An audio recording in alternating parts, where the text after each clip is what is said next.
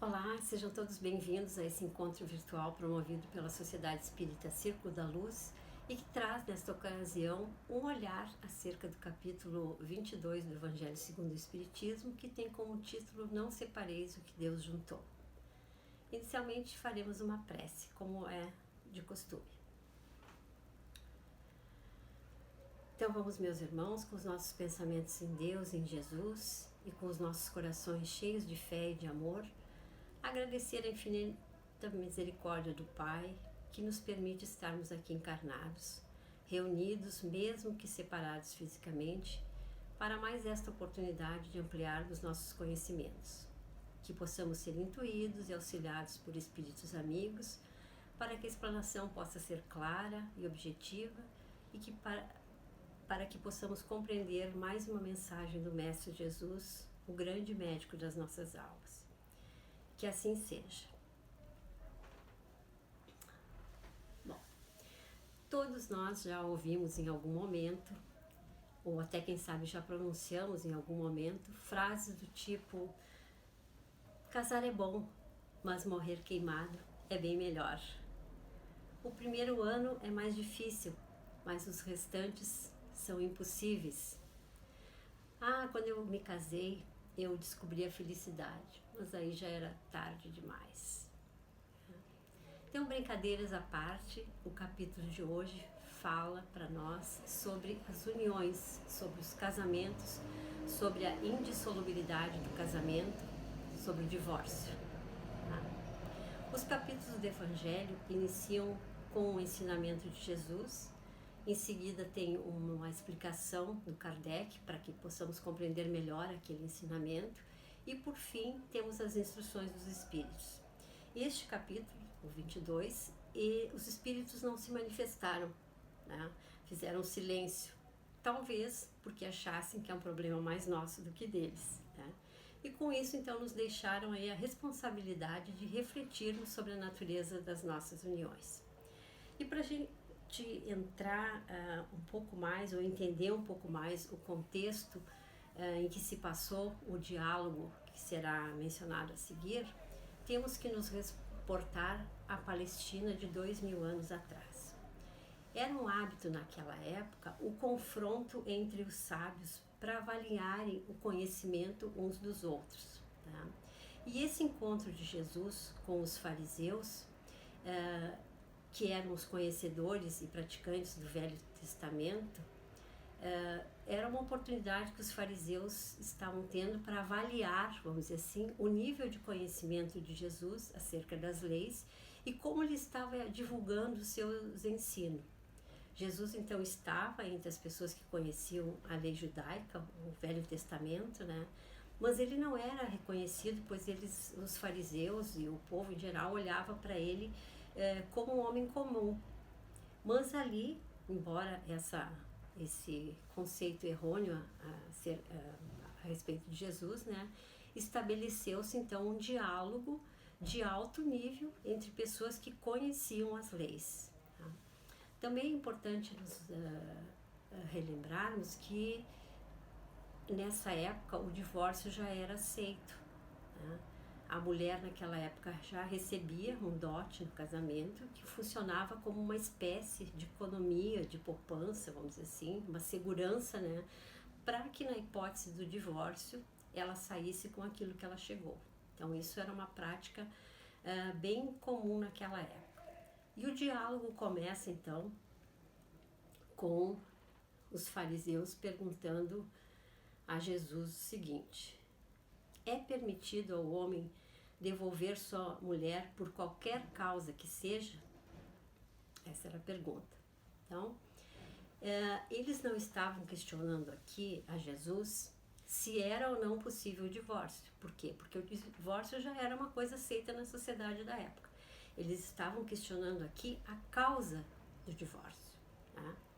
E presume-se que essa indagação derive de uma interpretação lá do capítulo 24 do livro de Deuteronômio, em que Moisés estabelece então a possibilidade do divórcio. À época do Cristo, a interpretação dessa passagem do Deuteronômio, ela foi dividida em duas escolas. Dois rabinos muito respeitados na época, que eram os que tinham o maior conhecimento, a maior autoridade na interpretação da Bíblia, um chamado Shammai e o outro chamado Hillel. Shammai dizia que não se podia devolver a mulher por qualquer motivo, somente quando a mulher impedisse o homem de seguir as leis mosaicas. Tá? E Hillel já tinha um pensamento diferente, mais flexível. Ele achava que qualquer motivo podia dar ensejo ao divórcio. Por exemplo, se ela tivesse queimado a comida, podia devolver a mulher. Se ela não cuidasse muito bem das roupas dele, podia devolver. Se ela tivesse envelhecido, podia devolver. Né? Então, situações assim. E Jesus responde então essa passagem fazendo referência não ao Deuteronômio, né? Mas sim a um livro mais antigo ainda, porque na prática interpretativa o povo judeu ele dava mais importância àquilo que era mais antigo. No caso, o mais antigo era o livro da Gênesis. E foi baseado então na Gênesis, né, que Jesus respondeu: não lestes que aquele que criou o homem desde o início os criou macho e fêmea? E que foi dito: por essa razão o homem deixará seu pai e sua mãe e se ligará à sua mulher, e não farão mais os dois senão uma só carne? Assim eles não serão mais dois, mas uma só carne. Que o homem, pois, não separe o que Deus juntou. Então essa resposta lembra para nós que o sentimento que deve mover as uniões acima das convenções sociais, dos ritos, das regras, dos interesses particulares é o amor. Só o amor legítimo que pode fazer com que a criatura vença aí as imposições sociais. Tá? Então, não separeis o que Deus juntou. O que Deus juntou? Deus juntou o amor. Então, eu estava falando aqui das relações, das uniões baseadas no amor e não baseadas em outras escolhas feitas por nós. Né?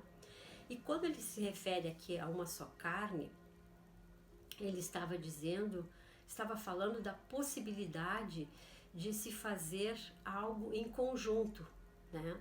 Ele não estava se referindo aqui a grilhões que aprisionam o casal, como muitos pensam, né?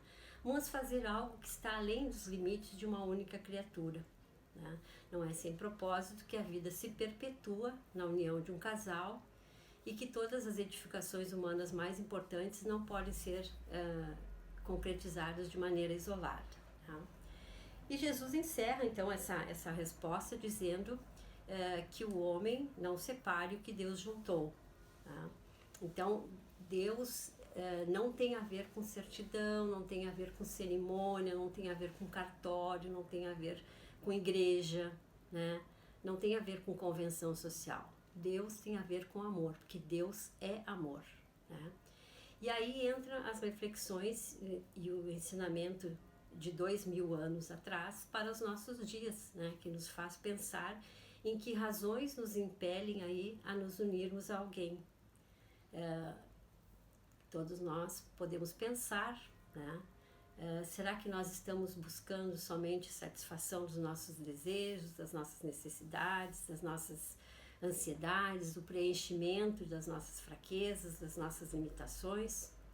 Porque com certeza escolhas baseadas nessas premissas estão fadadas ao fracasso, por não respeitar o princípio da lei do amor, que é essa referida então por Jesus. Tá? Então, nós nos deixamos muitas vezes seduzir pela beleza externa, pela juventude, pelas posses materiais, mais pelas coisas externas, né, e menos pelas coisas internas. E também, baseado nisso, nós colocamos em ombros alheios a responsabilidade sobre a nossa felicidade. Né? Mas os fariseus seguiram adiante e fizeram outra pergunta a Jesus. Né? Por que Moisés ordenou que se desse à mulher uma carta de separação e que ela fosse devolvida? E ele respondeu: foi por causa da dureza do vosso coração que Moisés vos permitiu devolver vossas mulheres. Mas isso não foi desde o princípio. Então aqui nós temos também que lembrar que quando um homem decidia se separar da sua mulher, decidia despedir, que era esse o termo que eles usavam, ele tinha que assumir um compromisso perante a sociedade, ele tinha que escrever uma carta, né, assumir perante a família, aqueles que estavam à sua volta ali, ele tinha que exprimir ali a sua decisão, ele tinha que chamar a sua esposa, tinha que acertar o dote, tinha que encerrar aquela união. Né? Então é essa carta de devolução aqui que ele está se referindo.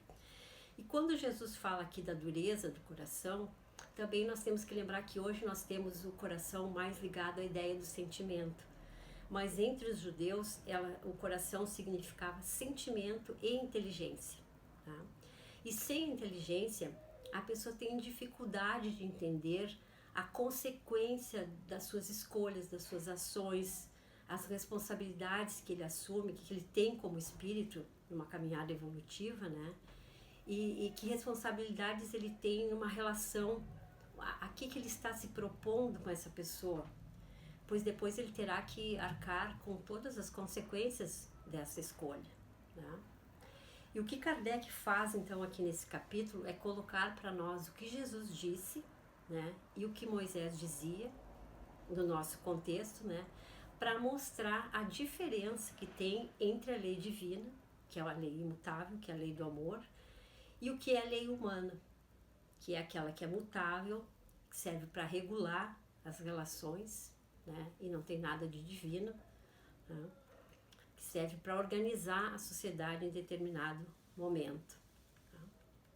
Então é preciso ficar claro que Deus, ele não instituiu o casamento, ele instituiu somente as leis da natureza, a lei de amor, a lei de reprodução, a lei de progresso. E essas são as mesmas em todos os tempos e em todos os países. Tá? O casamento é uma lei humana, ela muda segundo os tempos, segundo os lugares, segundo o progresso da inteligência. Então Deus juntou com o amor é a essência do universo. Tá? No momento que nós aprendemos a amar incondicionalmente, o que significa isso é dizer não às nossas próprias necessidades, né? Não haverá mais separações e nem divórcios. Né? No princípio não era assim, Jesus disse. Né? As uniões se davam através de sentimentos profundos e quando degeneravam era pela dureza dos nossos corações. E Moisés tomou então atitudes compatíveis com a gravidade desses deslizes morais e pode-se considerar então esse momento da instituição e do matrimônio de uma conquista como um dos elevados patamares de evolução psicológica e moral da sociedade. Desculpa. O casamento então ele é uma excelente oportunidade que nós temos de crescimento, né, para aqueles que sabem aproveitar essa oportunidade. Quando duas pessoas resolvem morar juntas, desde logo elas terão várias chances de melhoria individual. Né? A primeira delas é vencer o egoísmo, porque eu vou deixar de pensar só em mim, no eu, né, e vou passar a pensar mais no nós. Tá? É uma oportunidade, conforme o passar dos dias, para se conhecer alguns hábitos, algumas manias, né? E que muitas vezes nós desaprovamos, mas que só notamos graças àquela convivência diária. A convivência está nos oportunizando aquilo. E essa convivência então nos oportuniza a aprender a dialogar, a exercitar a compreensão, a dirimir conflitos como gente grande, né? E não como criança. Quando nós nos unimos a alguém, nós também herdamos a família dessa pessoa, né? E nem sempre parece uma boa aquisição, mas temos ali então um grande desafio que é para aprender a desenvolver a fraternidade pura, porque unimos as famílias, né? Temos que ter uma convivência ali mais fraterna, né? Então desenvolver a fraternidade, exercitar, quem sabe, a tolerância, a paciência, o desprendimento, desenvolver a amizade e outras tantas virtudes que ainda não possuímos. Né?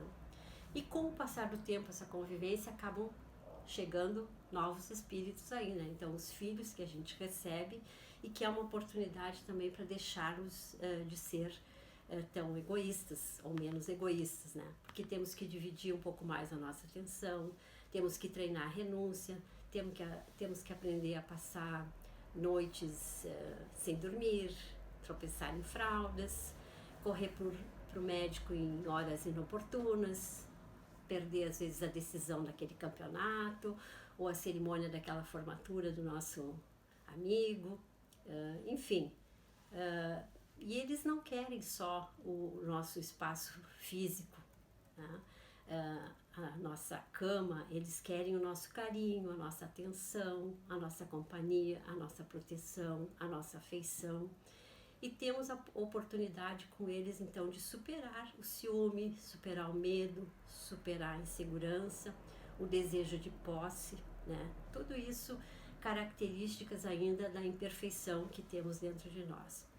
Então, no ambiente do lar, nós encontramos elementos que são indispensáveis para o nosso progresso. É onde nós ensaiamos, então, os primeiros passos de amor para com os nossos semelhantes. Então, à medida que nós formos evoluindo, alargando aí o nosso círculo de amor, até que o amor que a gente dedica à nossa família, nós podemos dedicar à humanidade toda.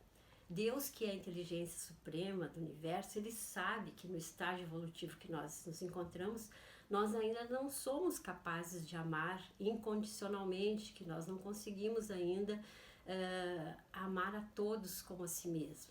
E por essa razão é que ele distribuiu então as pessoas nessas pequenas escolas chamadas de lares ou chamadas de famílias, para que nós aprendamos esse amor ao próximo. Amor ao próximo mais próximo, né? E é assim que nas múltiplas existências nós vamos aprendendo a amar nas suas diferentes facetas, podemos dizer, né? Porque eu desenvolvo o amor de filha para mãe, de mãe para filho, entre os irmãos, entre os avós, entre os cunhados, enfim, vamos exercitando aí diferentes situações. E quando nós conseguimos amar verdadeiramente o nosso filho, o nosso coração também passa a se enternecer pelos filhos alheios. Vejam que quem já é mãe, né, quando a gente fica grávida, a gente já começa a se sensibilizar quando a gente vê crianças pela rua, quando a gente vê situações, às vezes no supermercado, ou na rua, e se elas estão em situação de vulnerabilidade social, então mais nos toca ainda, né? Quer dizer que já é o amor ali mostrando oportunidades para a gente olhar para os outros, né? Então, quando nós desenvolvemos também ali um profundo amor pela nossa avó, toda vez que um idoso cruzar o nosso caminho, nós sentiremos algum carinho, porque nós nos lembraremos ali dos nossos queridos velhinhos, né? E esses laços de afetos vão se formando aos poucos para que um dia possam se estender por toda a grande família. Então, o casamento, ele conforme registrado lá no Livro dos Espíritos, um dos primeiros atos de progresso da sociedade humana. É um comentário de Kardec, né? Então, a união, esse casamento no sentido de união, né? E o Kardec nos explica que o casamento, no casamento, o que é divino é a união conjugal. E que esta, por sua vez, traz em si duas leis de caráter divino. Que é a lei de reprodução, que permite a renovação dos seres que morrem, e a lei do amor, que é exclusivamente moral e que permite a união de dois seres pelos laços da alma. E é na inobservância dessas leis que surgem então as uniões infelizes, assentadas unicamente nos interesses materiais e que levam a sociedade a um processo de decadência, né, em que se encontra. Mas a certa altura da vida as pessoas se dão conta que precisam acrescentar, vamos dizer assim, as suas necessidades, a necessidade de estabelecer a sua própria família, o seu próprio lar, tá? Só que muitas vezes esse sonho de constituir a família, ele se torna um pesadelo, porque os cônjuges se sentem frustrados, desanimados, arrependidos. Muitos casamentos culminam em separação, e isso acontece por por determinadas razões, entre elas, talvez a principal, uma expectativa irreal por parte dos cônjuges. Alguns escolhem o casamento como uma fuga de diversos problemas na casa dos pais. Outros veem o casamento como um paraíso a ser vivido, né? Esquece-se, porém, que o casamento ele não sufoca a individualidade de cada um, tá? Então, falta preparo, vamos dizer assim, né? Moços e moças enfrentam o casamento como se fosse apenas mais uma aventura. Se não der certo, eu separo. É bem comum ouvirmos isso, né? Então, há uma falta de informações que deveriam ser oferecidas pela família, pelos pais, ou sobram informações distorcidas, oferecidas pela sociedade, né? A televisão mostra muita coisa, né? Então, aqueles que têm grande influência sobre as pessoas através dos meios de comunicação, eles nem sempre demonstram à sociedade um comportamento sadio em relação ao matrimônio, né? Mostram infidelidade, mostram adultério, mostram desrespeito e excluem a ideia de que o casamento pode sim se tornar uma fonte de felicidade para as pessoas, tá? Muitos se deixam influenciar também pela interferência dos pais, né? Nós temos que lembrar daquele verbo usado nas escrituras, né? Deixará o homem seu pai, sua mãe, né? Deixará, né? Então, com o casamento passa-se a pertencer à família do outro, mas a interferência às vezes não muito sábia dos pais em certos momentos pode causar transtornos a esse lar recém-formado e que acaba por não saber administrar situações também numa separação, tá? A família ela tem uma grande importância no plano de Deus e é necessário que nós estejamos sempre vigilantes e em prece para vencer aí as astutas ciladas que aparecem no dia a dia, tá? A doutrina espírita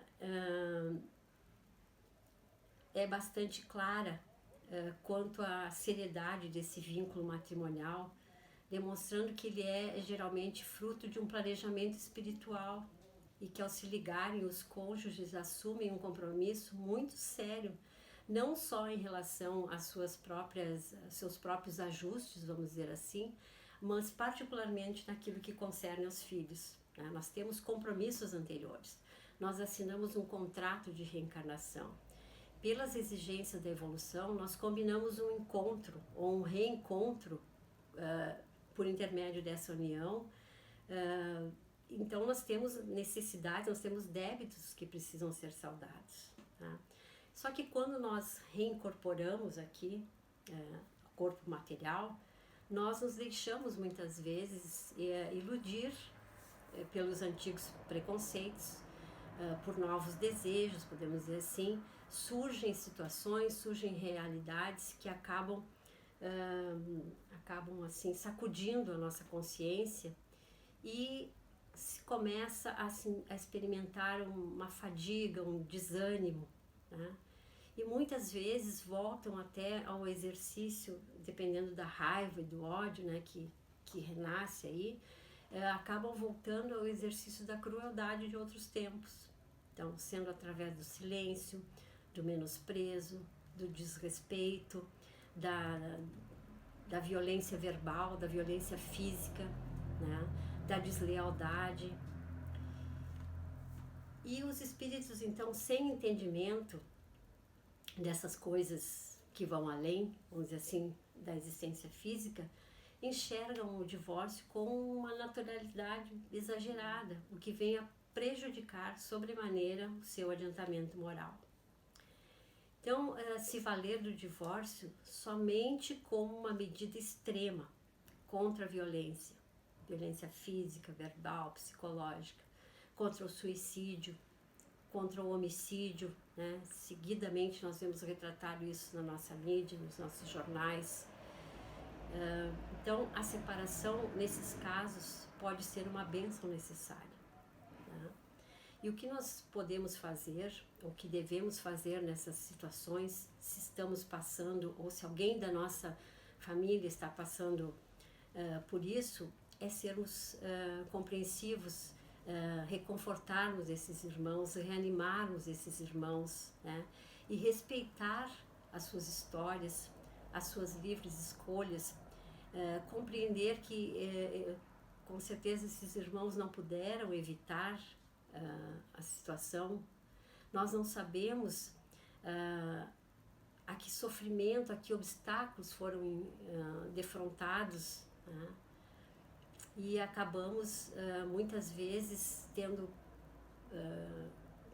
pensamentos preconceituosos a respeito de pessoas que estão passando por essas situações. Então temos que lembrar que nós não conhecemos as histórias desses outros espíritos, não conhecemos nem a nossa, porque só temos conhecimento desses poucos anos aqui da última reencarnação. Então que todos tenhamos paciência e que tenhamos a consciência da responsabilidade que nós temos em relação às nossas uniões. Porque todo casamento dissolvido, ele representa um fracasso do espírito, né? Representa uma transferência desse compromisso para o futuro e às vezes em regime de débito agravado, principalmente quando os filhos ou os próprios cônjuges, né, venham a se comprometer em desajustes, em desequilíbrios diretamente relacionados com a desintegração do lar. Então nós sabemos que nem toda a sabedoria do mundo, nem lá na época de Moisés e nem agora, né, convencerá aqueles que chegaram a extremos tais de desentendimentos que tornam a vida em comum impossível, que eles devem permanecer juntos e superar as desavenças. Mas, como dizia Jesus, nós precisamos urgentemente combater a dureza dos nossos corações. Todo problema de relacionamento humano em qualquer lugar, ele nasce justamente porque o nosso coração se fecha e se fecha com muita facilidade. Então, é o nosso egoísmo, é o nosso orgulho se manifestando. E ele nos leva, na maioria das vezes, a exigir demais das outras pessoas e tão pouco de nós mesmos. E o casamento é uma união, exige um compromisso e exige o esforço para que seja renovado todos os dias, né? E esse esforço tem que ser feito por ambos os espíritos, né? Às vezes a gente só exige do outro, mas não dá nada, né? E o Espiritismo, ele é uma doutrina de liberdade, uma doutrina de responsabilidade, e cada um de nós é livre para tomar as decisões que nos competem. O Espiritismo devota a mais profunda reverência a toda a união que é fundamentada no amor, na afeição, na simpatia recíproca, porque isso provém de Deus, né? Quer ela esteja oficializada ou não, né? Mas é a união com amor, tá? Então é essa que é pregada, que Jesus fala para nós aqui, que não pode ser separada pelo homem. É isso que Deus une, é o amor, tá? Então a doutrina espírita, ela incentiva esse tipo de relação. E quanto a essas leis criadas pelo homem, o Espiritismo apenas respeita todas, inclusive o divórcio, pois essa separa legalmente aquilo que de fato já estava separado pela ausência do amor e pela verdadeira afeição mútua, né? Então o homem de hoje não é mais aquele homem de 2000 anos, mas a imposição de regras não vai fazer com que ele mude os seus atos, assim como não fazia lá no passado, tá? Então o que nós podemos fazer para resolver os problemas ou para tentar diminuir é nos conscientizarmos da responsabilidade que cada um de nós tem nas uniões que nós estamos envolvidos, né? Solidificá-las então nas práticas, na prática das leis divinas, né? Muito simples, quando nós lembramos que Jesus nos dizia para fazermos ao próximo aquilo que a nós gostaríamos que fosse feito. Então, vamos estruturar os nossos dias em cima dessa lembrança, né? E praticar esse ato, tá? Praticar o ensinamento de Jesus, a fim de que o lar então encontre forças para resistir às intempéries, às tempestades da vida, tá? Compreender que ali, naquela união, é um laboratório onde se tem as melhores oportunidades de crescimento e que de todas as prioridades, a maior delas é a condução dos filhos que foram confiados por Deus ao nosso poder, vamos dizer assim, tá?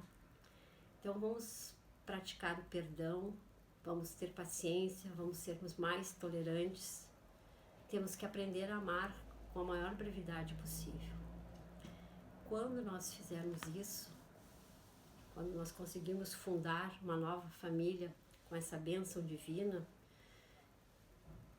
nós temos que medir a responsabilidade que nós estamos assumindo diante de Deus e a grande graça, podemos dizer assim, de receber essa missão especial de colaborar com Deus na criação dos nossos filhos.